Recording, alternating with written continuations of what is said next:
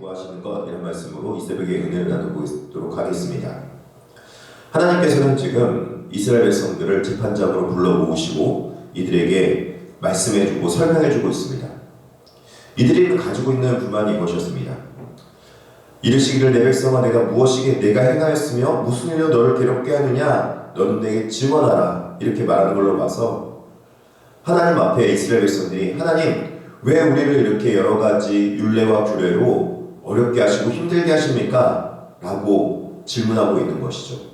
하나님께서는 너무나도 친절하게 이에 대해서 변론해 주다. 즉 재판장에서 이들에게 설득력 있게 말하고 있고 그리고 이 모든 상황에 대해서 설명해 주고 있다는 것입니다. 이들이 가지고 있는 생각과 질문은 이것이었습니다. 하나님 우리가 애굽 땅에서 종되었던 삶의 모습으로 그대로 지금 살고 있으면 되고 그대로 그곳에서 편하게 있다가 그냥 죽으면 되는데 왜 우리를 어렵게 하시려고 애굽 땅에서 지금 구원해내시고 지금 이끌어내셨으며 또 이들에게 가나안 땅에 들어가서 살아갈 방법 즉 율례와 규례를 주어서 이렇게 힘들게 하고 어렵게 합니까? 이렇게 질문하고 있는 것입니다. 사실 여러분 생각해 보십시오. 이스라엘 백성이 출애굽해서 시내산에 이르러서 1년 동안 그곳에 머물면서 율법과 규례를 받았습니다. 그 율법과 규례를 받음으로 인해서 이들은 하나님의 백성임을 이들이 율례와 규례를 지키면서 드러내면서 이들이 하나님의 백성답게 살아갈 수 있도록 한 것이죠. 그리고 가나안 땅에 들어가서 그 율례와 규례를 지켰을 때 하나님께서는 그들이 가나안 땅에서 오랫동안 살 수 있도록 해주겠다. 그 땅이 너희를 토해내지 않도록 하나님께서 보여주겠다. 그렇게 약속해 주셨습니다. 왜 그랬겠습니까? 이스라엘 백성들은 종되었던 삶이었는데 그들의 종되었던 삶의 모습들을 벗어버려야 했으며 또 그리고 이스라엘 백성들이 가나안 땅에 살기 위해서는 공동체를 이루며 함께 하나님으로부터 은혜를 받고 살아가야 됐고 또 그리고 서로 이웃과 화목하게 살아야 됐던 것입니다. 하나님이 도와주지 않으면 살 수 없는 곳이 가나안 땅이었으며 하나님께서 구원의 은혜로 그들 가운데 그 은혜를 내려주지 않으면 외적들의 침입에 의해서 그들은 침략당하고 공격당할 수밖에 없는 상황이었던 것입니다. 또 그들이 그렇게 그 공동체를 이루며 살기 위해서는 화목하게 서로가 이웃을 사랑하며 이웃과 함께 공동체를 이뤄서 공동체가 잘 유지될 수 있도록 해야 되는 것이죠. 내부 안에서 분열하지 않을 수 있도록 하나님께서 율법과 규례를 주셨으며 하나님이 어떠한 분이신가 잘 드러내며 하나님을 섬길 수 있도록 하나님과 동행할 수 있도록 거룩한 모습으로 율법과 규례를 주신 것이죠. 즉 이들에게 구원받은 백성답게 살아갈 수 있도록 많은 것들을 허락해 준 것입니다. 근데 그들은 그 율법과 규례를 어떻게 생각했냐면 부담과 짐으로 생각했던 것입니다. 왜 우리를 이렇게 힘들게 하십니까? 라고 물었던 것이죠. 이에 대해서 하나님께서는 너가 정말 그렇게 생각하냐? 내가 설명해 줄게. 지금 모든 만물과 지금 땅과 견고한 지대들을 봐봐 라고 설명하고 있는 것입니다. 이스라엘 백성들에게 있는 지금 상황의 모습은 하나님의 은혜가 얼마나 컸던지를 설명해주고 있는 것입니다.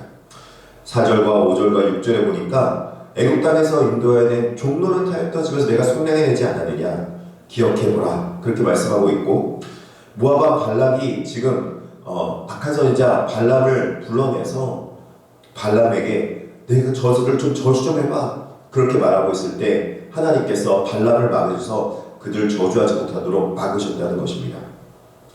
뿐만 아니라 하나님 앞에 이들이 지금 공의롭게 행한 것이 어떻게 된 것인지 많은 은혜를 기억해보라 그렇게 말씀하고 있는 것이죠.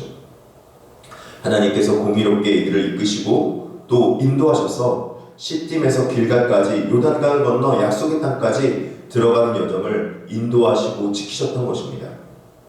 하나님께서는 이스라엘 괴롭힌 것이 아니라 하나님께서 구원해내는 구원의 역사였다는 것입니다. 지금 이스라엘 백성들이 잘 이해를 못하다 보니까 그렇게 불평과 원망으로 살아가고 있던 것이죠. 불평과 원망을 가지기 전에 먼저 하나님이 주신 은혜를 세워보고 그 하나님이 주신 은혜를 우리가 기억해낼 수 있어야 된다는 것입니다. 이것이 바로 하나님의 구원받은 백성의 모습이었다는 거죠. 그렇다면은 이스라엘 백성들이 왜 이런 불만을 가졌나 보니까 하나님을 잘 모르고 하나님에 대한 이해가 없는 상태에서 이들은 잘못된 열심으로 하나님 앞에 너무나도 힘들게 어렵게 살았던 것을 볼 수 있습니다. 얼마나 열심히 하나님을 섬기려고 노력했는가 보니까 6절에 보니까 내가 무엇을 가지고 여호와 앞에 나아가며 높으신 하나님께 경배할까? 내가 번제물로 1년 된 송아지를 가지고 그 앞에 나아갈까? 이렇게 질문하고 있습니다. 1년 된 송아지가 얼마나 귀합니까? 여러분 아직 자라지도 않았고 다 이제 그 송아지를 키워서 이제 농사에 쓰거나 여러 가지 송아지를 통해서 정말 소중한 재산처럼 그렇게 여기고 그렇게 해야 되는데 지금 1년 된 송아지를 하나님 앞에 갖다 바쳐 가장 귀중한 송아지를 갖다 바쳐야 정말 하나님이 만족하실까? 그렇게 질문하고 있는 거죠. 또 그리고 하나님 앞에 어떻게 하나님 만족시킬 수 있을까? 이렇게 물을 때 내 허물을 위하여 죄 때문에 자기 죄진 것 때문에 해서 마다들을 내어 바쳐야 될까? 내 영혼의 죄를 위한 내 몸이 얼마를 드려야 될까? 그렇게 하나님께 질문하고 있는 것입니다. 이들이 가지고 있는 잘못된 생각은 무엇이냐면 하나님을 만족하기 위해서 심지어 자신의 아들도 각자 바쳐야 했다는 몰렉을 섬기는 제사 방법으로 하나님께 드려야지만 하나님이 만족해 하실까라고 지금 생각하고 있는 것입니다.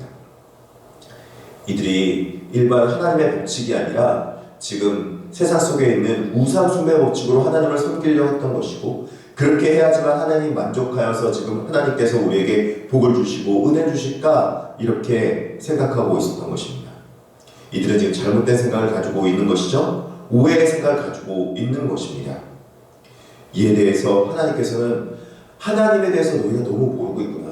하나님이 어떠한 성품인지 모르고 있어서 잘못된 성님과 잘못된 제물로 너희가 지금 갖다 바치고 있구나 라고 말하고 있는 것입니다. 그렇다면 하나님이 이들에게 원하시는 것은 무엇입니까? 오늘 본문 전체에 중심되는 말이 6장 8절에 있는데 6장 8절을 같이 보도록 하겠습니다. 사람아 주께서 선한 것이 무엇임을 내게 보이셨나니 여호와께서 내게 구하시는 것은 오직 정의를 행하며 인자를 사랑하며 겸손하게 내 하나님과 함께 행하는 것이 아니겠느냐 이렇게 말하고 있습니다. 하나님께서 원하시는 것은 미쉐파트라고 해서 정의를 원하신다 그렇게 말씀하고 있습니다. 사람과 사람과의 분쟁이 생기고 어려움이 생기고 갈등이 생겼을 때 그것의 옳고 그름의 바름이 무엇인가를 하나님께서 말씀해 주셨고 그렇게 해서 그들에게 정말 마음이 상하지 않도록 어떤 갈등이나 분쟁으로 해서 옳은 길을 통해서 그 옳지 않은 일들의 결과가 벌어졌을 때 옆에 있는 이웃들도 정말 옳은 길로만 행하고 바른 길로만 행하면 정말 하나님 앞에 또 그리고 믿음 생활하는데 사람들과 관계의 문제가 어려움을 해결할 수 있고 또 올바르게 나아갈 수 있구나 이렇게 생각할 수 있을 텐데 지금 옳지 않은 일에 대해서 지금 옳다고 말해버리면 사람들이 마음이 상해버린다는 거예요. 그 당사자뿐만 아니라 옆에 있는 사람들도 정의를 올바르게 행하지 않는 걸 보며 나도 그러면 옳지 않게 살아도 되겠구나 이렇게 생각한다는 것이죠. 자녀를 키우다 보면 여러분 알지 않습니까? 자녀가 한 명이 옳지 않은 행동도 하는데 잘한다 하면은 옆에 있는 자녀들도 저렇게 우리 부모님은 저렇게 되는 거구나 라고 부모에서 오해를 한다는 거예요. 그래서 그 옳지 않음에 대해서 바르게 판별해낼 수 있는 정의가 필요하다는 거죠. 그러나 그 죄에 대해서는 미워하되 하나님의 인자하심으로 인해서 하나님께서는 사람에 대해서는 용서할 수 있는 길을 열어준 것, 즉 하나님의 헤세드의 사랑을 깨달아 알 수 있어야 된다는 것입니다.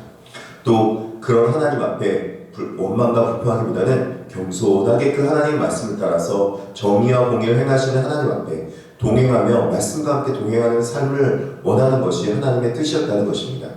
참된 경건은 하나님 앞에 그냥 예배 드리는 것으로 끝나는 것이 아니라 진정한 하나님 앞에 드리는 삶의 모습이 있어야 된다는 것을 말씀하고 있는 것입니다. 하나님은 지금 불의에 대해서 심판과 경고의 메시지를 말씀하고 있습니다. 9절에 16절인데 당시 이스라엘의 현실은 어떠했습니까? 이스라엘 삶에 정의가 없었고 하나님의 공의가 없었고 인자가 없었기 때문에 지금 이들이 경제적으로 어려운 일이 찾아오게 되었습니다. 악인의 집에 불의한 재물이 가득했고 축소시킨 가증한 에바, 즉 거짓 저울추로 인해서 이웃을 속이면서 그 잘못된 경제적 이익을 추구했다는 것입니다. 사회적으로 강포한 일들이 많이 일어납니다.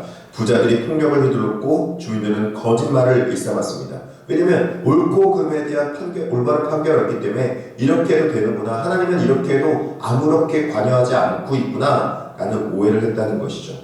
이들은 하나님의 법을 따른 대신에 오므리, 즉 북이스라엘에서 가장 잘못된 일을 했던 아합 왕의 법칙대로, 아합 왕의 예법대로, 하나님의 율법이 아닌 아합 왕의 예법대로 이들은 살아가게 되었다는 것입니다. 그러다 보니까 우상 숭배와 권모술수, 탐욕과 부패의 길을 가고 있는 이스라엘 백성들의 모습이 있었고, 그 결과로는 이들이 아무리 먹어도 배부르지 못하는 일이 벌어졌으며 씨를 뿌려도 출소하는 것들이 올바로 거두어지지 못하는 헛수고의 형벌을 이들에게 내리게 되었다는 것입니다.